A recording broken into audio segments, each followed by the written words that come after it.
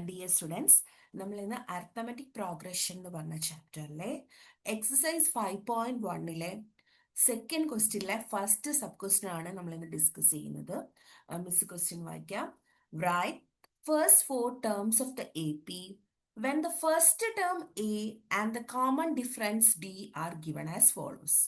അപ്പോൾ sub question 1ല് A തന്നിട്ടുണ്ട്, A 10 ആണെന്ന് തന്നിട്ടുണ്ട്. A എന്ന് പറയുന്നത് എന്താണ്? ഫസ്റ്റ് ടേം ആണ്.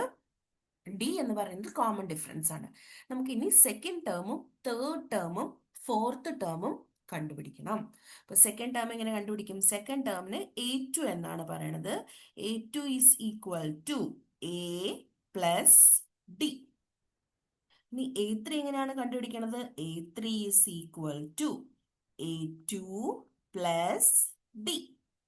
അപ്പോ A4 എങ്ങനെയാണ് കണ്ടുപിടിക്കണേ? A4 is equal to A3 plus d. അപ്പൊ നിങ്ങൾ പറഞ്ഞേ A6 എങ്ങനെയാ കണ്ടുപിടിക്കണേ? A5 plus d. അപ്പൊ നമുക്ക് A2 കണ്ടുപിടിക്കാം.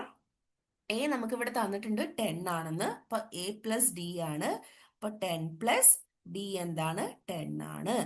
എന്താണ്? 20. സോ നെക്സ്റ്റ് ടേം എന്താണ്? A2 നമുക്ക് ഇവിടെ കിട്ടി 20 ആണെന്ന്. അപ്പൊ A3 എങ്ങനെ കണ്ടുപിടിക്കാം? A2 പ്ലസ് ഡി, അതായത് 20 പ്ലസ് 10. എത്രയാണ്?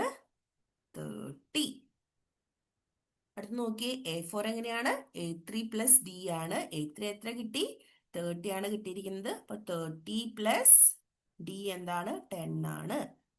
ആൻസർ എന്താണ്? 40. അപ്പൊ നമ്മൾ 4 ടേംസ് കണ്ടുപിടിച്ചല്ലോ. അപ്പൊ നിങ്ങൾ പറഞ്ഞേ AP എന്താണ്? അരിത്തമെറ്റിക് പ്രോഗ്രഷൻ എന്താണ്?